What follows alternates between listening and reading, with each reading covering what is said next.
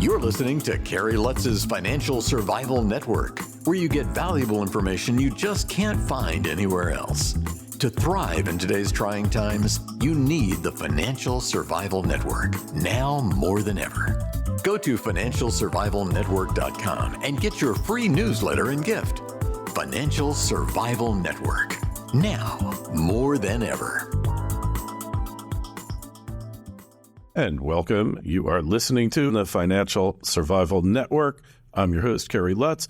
I am here at the Rick Rule Symposium. We're meeting with a lot of mining companies, metals dealers, and of course, my good friend here, you know him well, Dunagun Kaiser. And Dunagun, hey, we have a lot of history here. Yeah, it goes back quite a ways, Kerry, because you're the one who actually got my son Elijah to the big time in podcasting. Gosh, that was like 13 years ago. And then he got me into it, and here we are today. And it's the second time in a row we've met at the Rule Symposium in person. Yeah, so things for the economy, the political system, globally, not looking overwhelmingly positive, to put it charitably. What's your take on what's happening? As far as the economy goes, it seems like we're struggling to get off our knees, as Bank Director Alistair McLeod, whom we interviewed recently and frequently on our channel, would say, because there are so many areas of we've just come out of 4 years of broken supply chains from all the lockdowns and all that crazy stuff.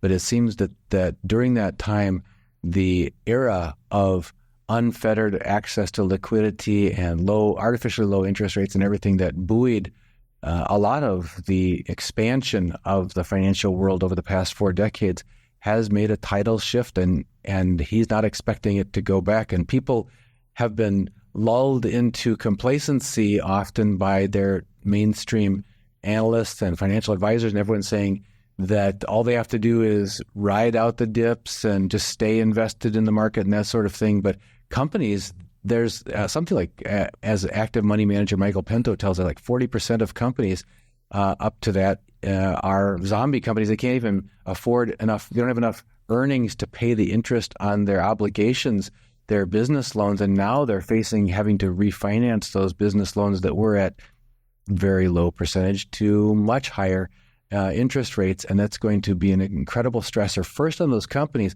But if they can walk away from some of that, like corporate real estate and non-recourse loans and that sort of thing, all of a sudden that flows upstream to the banks who issued that, who took on that obligation, and that means the banks that were already, last year in 2023 we had 3 of the largest. It was actually the second, third, and fourth largest bank failures ever in the history of our country.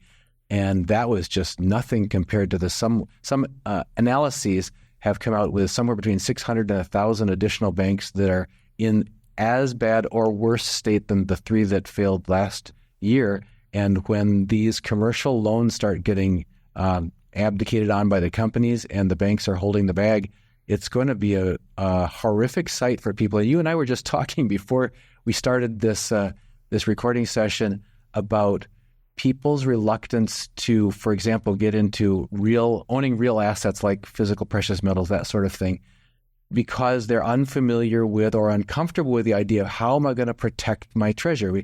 You work hard, you save, you try to do all the responsible things for a lifetime, and you amass this nest egg, and you think, well, it's safe because we live in the strongest financial country in the world has ever seen, and I'm in all the diversified ETFs and everything like I'm supposed to be, and somehow all my deposits in the banks and my deposits in the brokerage accounts and my stock shares in the brokerage accounts are all where my treasure is. And some people also think that their retirement pension plans and retirement funds are going to protect them, but those folks are often invested in U.S. Treasury bonds that the rest of the world is turning their back on now that we've seen them used as weapons in this sort of global financial war.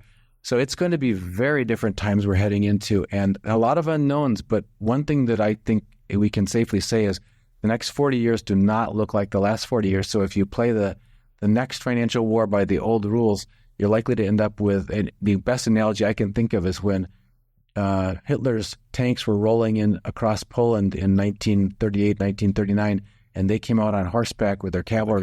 Ready to fight World War I all over again. They had the best cavalry in the world, Poland. Yeah. So, but against the Panzer, it doesn't stand up very well, and it seems that a lot of people just trying to survive financially are using the tools and the techniques that have proven themselves worthwhile over the last 40 years. But we're in a new regime here, and things are likely to be extremely different going forward. Yeah. So the average person, I've found, living here in Florida, maybe even more so many retirees, really doesn't have a clue about what potentially can happen here. That's a big problem. I'm really concerned about personally. I mean, that's when I founded my channel way back in 2013, calling it Reluctant Preppers. The idea of preparedness is as simple as the old Boy Scout rule, be prepared, which is, if life can bring unexpected, and it does, and the old sayings like, I'd rather be 7 years early than 1 day late, or having two is like having none, and having one is like having zero, because things break down, you should have a spare. If you think about it, the most simplistic, and Florida is a good time to think about that, and we're heading into the summer hurricane season here, and it's absolutely prudent to prepare ahead and think, where's my water supply, my food supply, what am I going to do for shelter, how well am I set up, how well do I know my neighbors and my network and my community, where we could help each other in times of urgency. But that's just on a physical, like natural disaster type situation. But for this, what you said about retirees, and Florida's got a lot of those, I'm really concerned that the vast, vast majority of people are woefully underprepared for the type of volatility that's likely to come based on all of the experts that we interview, because they think that their Social Security payments and their pension and their certificates of deposit and their bonds and their bank accounts and their stock accounts are going to carry them through. And there's real reason to be very concerned about all of those. As many analysts who are telling the truth have been saying, we're in the bubble of everything, and this has never happened before in our country, where stocks and bonds and real estate are simultaneously in a three-way bubble where we don't have any of those asset classes functioning effectively as hedges against volatility in the others. And that leaves precious metals as one of the rare remaining hedges, but most people have no idea about that. It's been 3 generations since it was common understanding that you put the fruits of your labor in your pocket as cold, hard cash, and that's how you're going to protect your family's finances over the generations going forward. But people who are learning that lesson, and Rick Rule tells us it's less than 0.5%, are going to be better prepared from a preparedness standpoint for what's coming, no matter how unknown it is or how volatile it is, than those who are trying to navigate the waters ahead based on the old rules. Hey, it just reminds me of that old saying, better to have a gun and not need it than to need a gun and not have it, right? That's exactly right. Yeah. So this is an example. Andy Schechtman just gifted me with this yesterday. This is an 1884 American silver dollar. It contains 0.715 ounces of pure silver. And the thing about this is that this was worth $1 back in 1884. And now it's probably worth $40. And so the question is, what changed? This didn't change. This is still 1 ounce or 3/4 of an ounce of silver.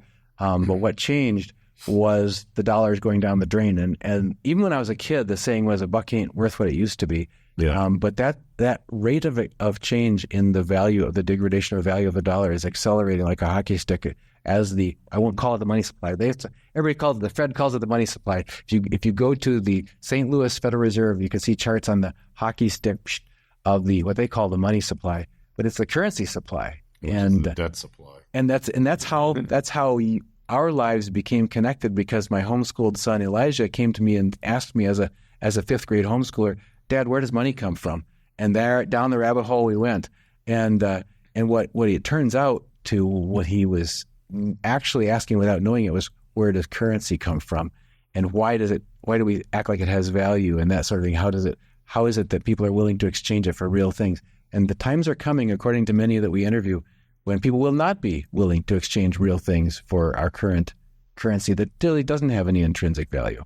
So what you're feeling about cryptos? Is crypto the solution for all that ails? Bitcoin, Ethereum and name your others. I just got done reading the book by Michael Lewis about Sam Bankman-Fried and FTX. And it was quite hysterical because on the one hand, it's kind of like he represents the dichotomy in society. Having this knowledge, this extreme knowledge and grasp of mathematics, and yet not understanding the basics of economy and reality. It's a split. There's a saying like, we're a society where we keep learning more and more about less and less specialization, right? Right. Yeah, well, it may be well true that cryptos may play a significant role in our financial lives, whether we like it or not going forward. One thing that many people will tout about Bitcoin is that it's supposedly decentralized rather than the specter of central bank digital currencies, such as might be issued by the Federal Reserve or others, which would be basically controlling and tracking every single move of your financial life. Yeah. The concern about central bank digital currencies is that there's no way to get out of the system. People say, well, I'll just go take my money out of the bank. It's like, if it's a central bank digital currency, it only exists in their system. There is no taking it out of the bank. It's not like a dollar bill. No, you can't. There's no physical manifestation of it that you can say, now I'm off the grid, I'm out of the system, and I'll do with it as I please privately because it only exists inside the system. The promise of Bitcoin is that it would not be controlled in that manner by centralized authorities, but it would be decentralized and therefore more democratic. And that's certainly preferable. There's the fact remains that it's only usable for interchange and that sort of thing when you have electricity and you have working computers and you can do those kind of transactions. Mm-hmm. So there's many kinds. I'll give you a little example where we walked into, and some of our subscribers have heard this one before, but my wife and I walked into our favorite locally owned breakfast cafe where they always treat you like it's home and you feel very welcome and that sort of thing. But we couldn't even get a seat at a time when it normally would have been a problem. And I asked the person at the hostess stand, why can't we be seated? She said, because no one can leave. I said, well, what do you mean no one can leave? She said, because they can't pay. Down. They can't pay. I've been in that situation. The credit card system is down. She said, those few that had cash on them were able to pay and leave, but everybody else is having to hang around because they can't pay. And we said, well, we have cash. So anyway, but the point is that it's not just cash. It's when you have precious metals, you have the real thing. So it's that cash has always been a icon of or a substitute to make it transactional. There are ways coming now to make things transactional that may surpass that. The question is, what's the underlying value? So I think there's likely to be a role for cryptos going forward. It's certainly showing a lot of resilience, volatility, but a lot of resilience over the decades. When we met it was the second Liberty Mind Mastermind Symposium that you co-hosted in Las Vegas, Nevada, where there was quite a lively discussion about cryptos versus solid assets like precious metal as a way of storing your wealth. And there may be a role for both. And I think time will tell, but so it may be prudent to at least have your foot in that door. Yeah, I buy a little bit every Sunday night, so I got some skin in the game, so I could talk about it as like somebody who, actually, doesn't just talk the talk, but walks the walk. And there's people in the gold and silver space that own none; they just own some stocks, and they hold themselves out as experts. So when we have this conversation next year, God willing, we're both here at the Rules Symposium. What do you think we'll be talking about? There's a lot that's going to go on, I'm afraid, between now and this time next year. The presidential election in the U.S. is likely to be contested and divisive, and that's a concern for the civil functioning of our republic. We've got crisis points nearer than we've ever seen them in terms of the banking system and corporate debt that both would reflect. I mean, all it would take is for there to be an unexpected bank closure where we got a notice back after the global financial crisis from our brokerage firm saying until further notice, your access to the funds in your money market account, which was called the reserve fund, are suspended until further notice. And we called them up and said, hey, there must be some mistake because we're not in the stock market. We're not invested. They said, well, you may not be. You thought you were in this money market fund, which you were, but it was invested in Lehman Brothers on the backside. So it's collaterally damaging. Until further notice, you don't have access to your fund. So when mom and pa kettle in Main Street, USA get that Monday morning or Sunday night notice that until further notice, your bank access to your bank accounts has been suspended, I think a light bulb will go on for people that unless you hold it, you really don't have access to your assets. It's like having no debt and getting a margin call. But wait, I'm totally solvent. I'm liquid. I don't owe anything. Yeah. And I just got this margin call. What the? And that's what we're up against. Hey, Dunagun, where do we find you? How do we connect with you on the web? Look for Liberty and Finance, all spelled out, all one word, libertyandfinance.com. That's our webpage. Also, we're on YouTube, Rumble, Brighteon, SoundCloud, all over the place, Gab, Getter, as Liberty and Finance. You'll find us there, and we'd be glad to have you as subscribers. Hey, and congrats on getting 100K subs from our digital overlords over at the Alphabet Corporation there. We're always appreciated to any breadcrumbs they're willing to throw us. One has to wonder how many subs you would actually have had they treated us like they treat cat videos. I'm just starting to learn a little bit more about these mysterious algorithms that grant or deny impressions and click-throughs and all that sort of thing. And I had some very interesting conversations with two of those people that worked in that company just this past week about that, and we got an eye-opening conversation about the conversation. I'll just throw a breadcrumb out there, just that it involved me. The answer to my question of why did this happen and why didn't that happen? How come this was ineligible? And they said, actually, we don't know because it was our AI the machine's running things. Blame it on the AI. Yeah, it's the algorithm that decided, and we don't even know. We can't even tell you where you stepped afoul of the line. I said, just tell us at what point in this discussion the wrong thing was said so that we can be aware of that going forward. And they said, actually, we think it might be this or it might be that. So it's a very chilling effect on many people, some who got actually deplatformed, some who just got shadow banned, that sort of thing, to think, I'm shadowed. How do you have to self-edit so that you can escape that? And we have noticed that certain individuals whom we interview, where we'll get a very high click-through percentage rate once somebody does get an impression, but it's that they're not getting the impressions when that name is in the title of the interview. We have our ways of bypassing the algorithm. However, sometimes they're expensive. I mean, just recently, I used to get hundreds of thousands of views. Now, if I get 500 or 1,000, now granted, there is more competition, and maybe I could be more current. But hey, discussion for another day. Appreciate you coming on. Got a question for Dunagun, myself? Shoot me an email, kl@kerrylutz.com, and you'll find a link to Dunagun's site on our site, financialsurvivalnetwork.com. In the show notes, just click through. While you're there, sign up for your free newsletter. Dunagun, we'll talk to you again soon. Thanks, Kerry. Thanks for listening to Kerry Lutz's Financial Survival Network, your solution to today's trying times. For the latest, go to financialsurvivalnetwork.com. Financial Survival Network, now more than ever.